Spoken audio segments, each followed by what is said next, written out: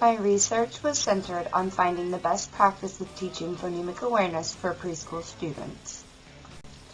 All data show that direct phonemic awareness instruction is most effective. For lesson number 1, we focused on the H sound and words that begin with the H sound. Here is me and the students discussing the H sound. The students are giving me words that begin with the letter H while I write them down. Now we are reading a Halloween poem putting emphasis on the letter H and its sound. The students were asked to write the letter H, the word hat, and draw H pictures on the witch hat, and here's the final. This is the assessment for the day. It is not graded. It is for parent and teacher information only.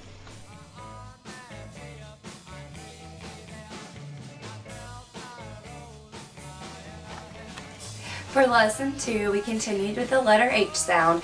We started with an introduction, reading the book Hungry Hen by Pritchard. The children were asked to raise their hands whenever they heard the letter H sound. Then we discussed what we've been learning about this week. We reviewed the letter H sound and various words that began with the letter H. I recorded these ideas on a dry erase board again. The students were then asked to do a letter H sorting poster. I had pictures of words that began with H and pictures that did not begin with the letter H sound. This was to be put up for display so the students could use it as a resource for the rest of the school year. As a closure, each student was asked to say what the letter H sounds like and one word that begins with the letter H. My assessment was a rubric, and again, all rubrics are for parent and teacher information only and not to be graded.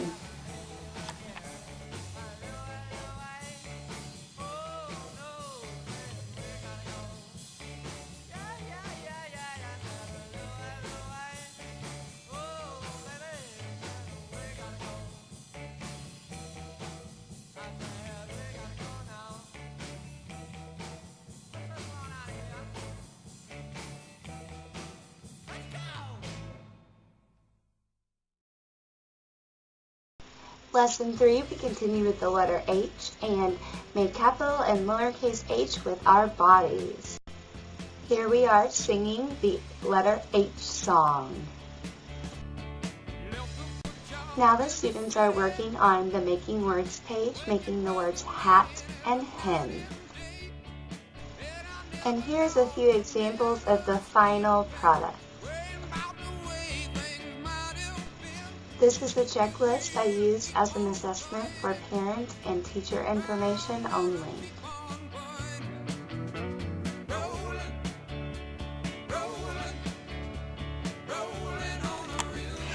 Hi, for lesson 4, we started out with an introduction and we sang the K song that I made up myself, thank you. We talked about background knowledge and we did a short introduction to the letter K, what it looks like and sounds like. We did a very quick listening game where students blow a kiss when they hear any word that begins with the letter K sound. Then the students were asked to do a letter K practice page where they were supposed to trace upper and lowercase letter H and color all the pictures that began with the H sound. For a closure, we sang the K song again, and the students asked to do the listening activity quickly again. For an assessment, I used the KK practice page rating scale that again is not for a grade, it is for parent and teacher information only.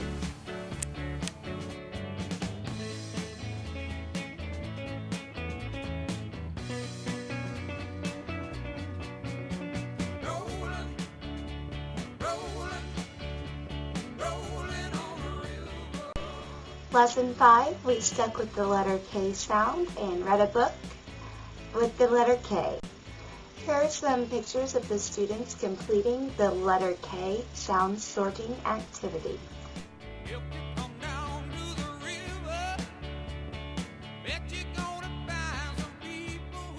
And here's my final assessment for the letter K. It is a rating scale and for parents and teachers only.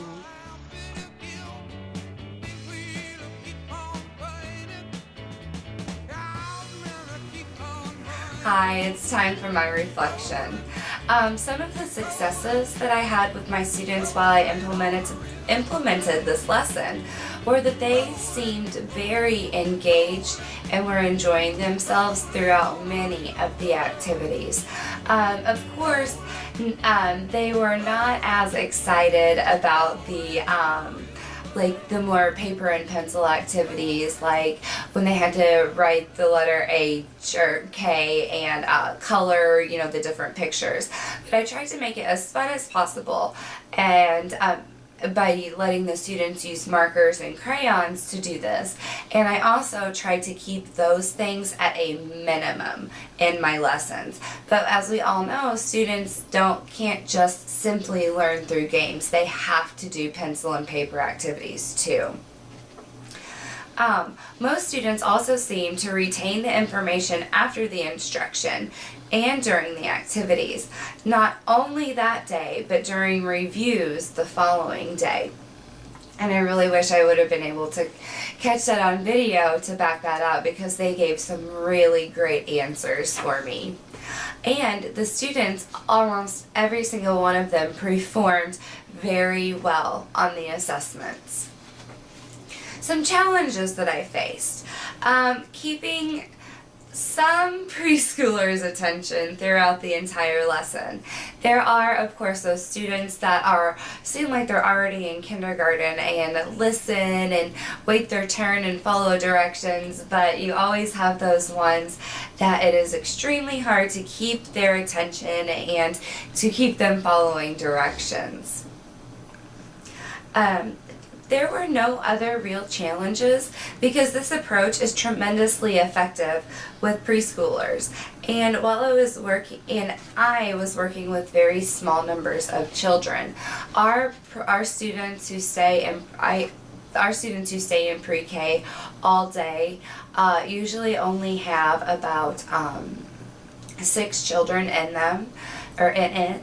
So I used those children because they're more ready than the children who only go half-day pre-K for this kind of instruction. And those students were extremely focused, and they did, I can't say it enough, they did a great job throughout throughout all 5 lessons. The effectiveness of this approach on my instruction. I think that direct instruction for phonemic awareness is extremely effective with preschool students, especially when working with small groups as I did. I also think it would be extremely effective in kindergarten and first grade as they're building those phonemic awareness skills. Not to discount incidental teaching, grabbing those teachable moments. There are other ways to teach phonemic awareness, and I can't stress enough that, relying on simply one way to teach is never a good idea. You always need to change up your curriculum and change up your teaching strategies occasionally to reach all of those different learners. I would like to thank you very much for watching my video, and I hope you enjoyed it. Have a great day.